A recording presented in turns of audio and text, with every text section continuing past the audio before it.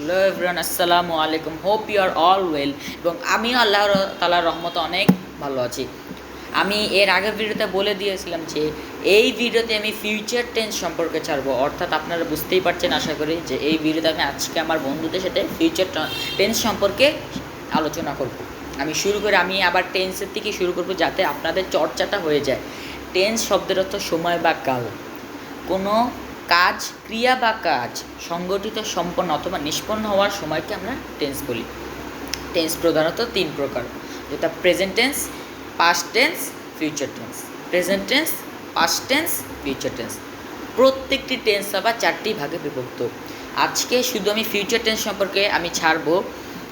আমি শুরু করি। ফিউচার টেন্সের চারটি ভাগে বিভক্ত, যথা future indefinite, future continuous, future perfect, future perfect continuous, future indefinite, future continuous, future perfect, future perfect continuous. Future indefinite বলতে বুঝি আমরা কোনো কাজ ভবিষ্যতে করব বুঝে আমরা গান শুনবো। আমি আগে স্ট্রাকচারটা বলে নিই। সাবজেক্ট প্লাস গঠন প্রণালী, অর্থাৎ স্ট্রাকচারটা হলো subject plus shell will plus মূল ভার্বের বেস ফ্রম প্লাস এক্সটেনশন। আমরা subject plus shell will plus মূল ভার্বের বেস, মানে আমরা প্রেজেন্ট ফর্ম বুঝি। আপনারা BASE বেস আপনার বেস না বলে প্রেজেন্ট ফর্মও বলতে পারেন, আপনাদের যেটা মনে থাকে, যেটা সহজ লাগে। Subject plus shell will plus মূল ভার্বের প্রেজেন্ট ফর্ম প্লাস অবজেক্ট অথবা এক্সটেনশন, অতএব বর্ধিত অংশ মানে বাকি অংশটা। আমি উদাহরণ দিই। আমি ভাত খাবো, আমি ঘুমাবো, আমি খেলতে যাব, তারপর আমি টিভি দেখবো, আমি কথা বলবো, আমি পরীক্ষা দিতে যাব, আমি যে কোনো কাজ করব বোঝায়। আমরা ফিউচারে কোনো কাজ করব বোঝায়, তাকে আমরা ফিউচার ইনডিফিনিট বলতে বুঝি। আমি স্কুলে যাব, I will go to school. I will go to school, এখানে আই হলো সাবজেক্ট, উইল হলো auxiliary verb. I will go to school, go went gone. এখানে গো যেহেতু প্রেজেন্ট ফর্ম আছে প্লাস মূল ভার্ব প্রেজেন্ট ফর্ম, তো আমি এখানে গোটাই রাখবো। I will go to school. To স্কুলটা হলো এক্সটেনশন, অর্থাৎ বর্ধিত অংশ, মানে বাকি অংশটা হলো টু স্কুল। আইটা হলো সাবজেক্ট, উইলটা হলো auxiliary verb. I will go to school, go হলো প্রেজেন্ট ফর্ম এবং টু স্কুলটা হলো এক্সটেনশন। আমরা এর পরের ধাপে আসি। এর পরের ধাপে হলো future continuous tense. Future continuous টেন্সের স্ট্রাকচারটা অর্থাৎ গঠন প্রণালীটা হলো সাবজেক্ট প্লাস শেল বি অথবা উইল বি প্লাস মূল ভার্বের সাথে ING plus object. Subject plus shall be অথবা উইল বি প্লাস মূল ভার্বের সাথে আইএনজি প্লাস অবজেক্ট। আমি আশা করি আপনারা আগের ভিডিও দেখেছেন। আগের ভিডিওতে আমি বলে দিয়েছিলাম যে প্রত্যেকটা কন্টিনিউয়াসের বেলা আইএনজি যুক্ত হয়। তো ফিউচারে কন্টিনিউয়াস বলতে বুঝি আমরা কোনো কাজ করতে থাকবো, খেলতে থাকবো, চলতে থাকবে, এরকম কোনো কাজ, মানে ভবিষ্যতে কোনো কাজ চলতে থাকবে বুঝে তাকে আমরা বুঝি ফিউচার কন্টিনিউয়াস টেন্স। যেমন আমি গান শুনতে থাকবো, I will be listening song.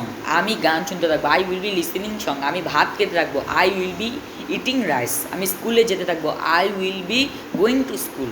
এখানে আমি গান শুনতে থাকবো, I will be listening song. এখানে আই হলো সাবজেক্ট, উইল বিটা হলো auxiliary verb. I will be listening, এখানে লিসেনটা হলো মূল ভার্ব, অর্থাৎ একটা কাজ, শোনা তো একটা কাজ।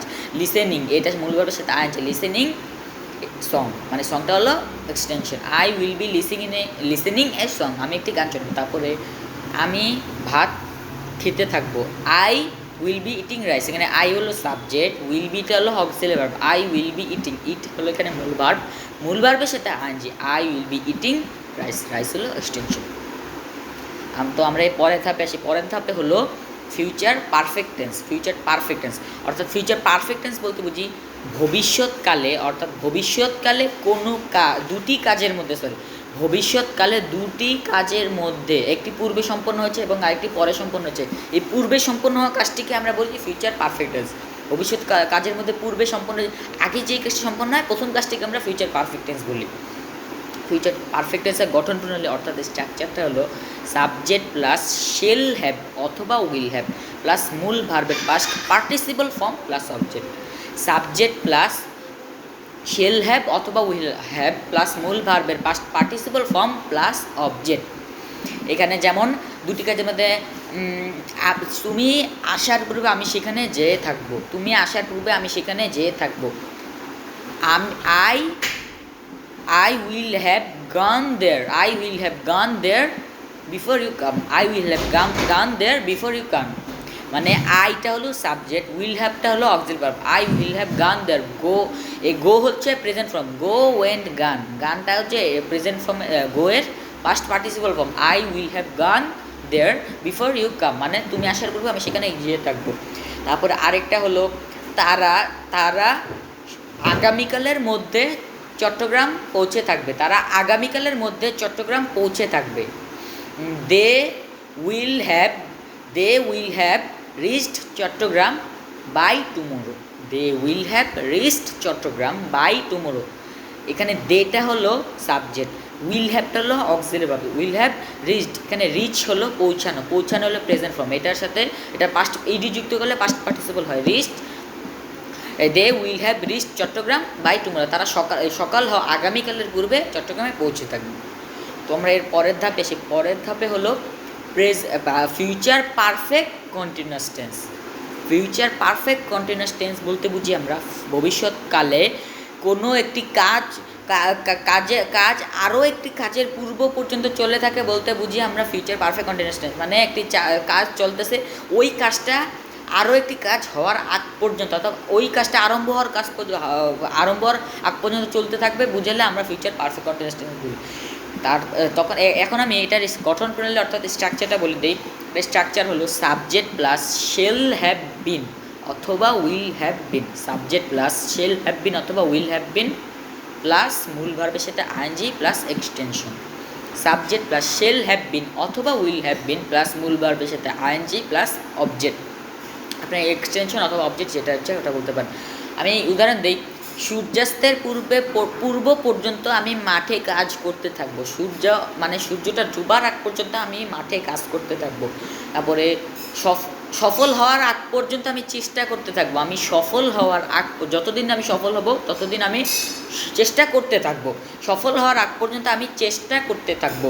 তারপরে আমি আমার বাবা আসার আগ পর্যন্ত আমি অপেক্ষা করতে থাকবো, মানে আমার বাবা এখন চট্টগ্রাম থেকে ধরেন, সে আজকে আসবে, আমি আসার আগ পর্যন্ত তার জন্য অপেক্ষা করতে থাকবো।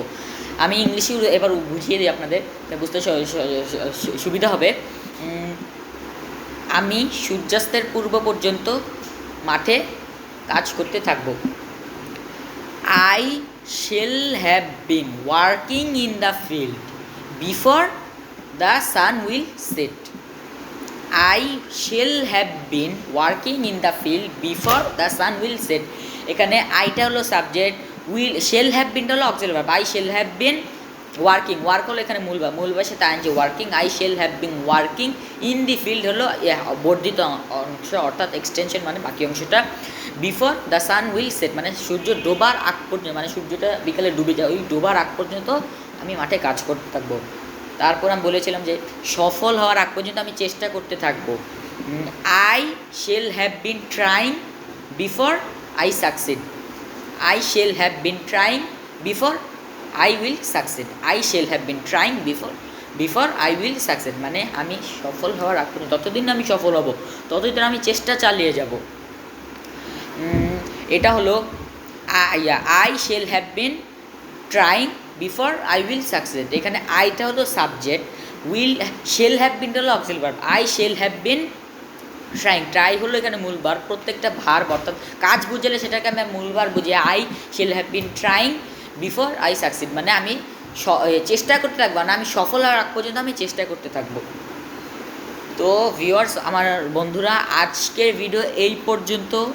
আমি টেন্সের পার্ট 1 হলো প্রেজেন্ট টেন্স ছেড়েছি, পার্ট 2 হলো পাস্ট টেন্স ছেড়েছি এবং পার্ট 3তে আমি আজকে এই ভিডিওতে আমি ফিউচার টেন্স চাললাম। তো আপনারা যদি আমার বন্ধুরা তোমাদের বলছি যে তোমরা যদি কেউ আমার এই ভিডিওটা দেখে থাকো, মানে তোমরা কিছু বুঝবে না, মানে তোমরা পার্ট 1 আর 2টা 1 আগে দেখবে, তারপর 2 দেখবে, তারপর 3 দেখবে, তাহলে আশা করি আমার বন্ধুরা সব বুঝে যাবে।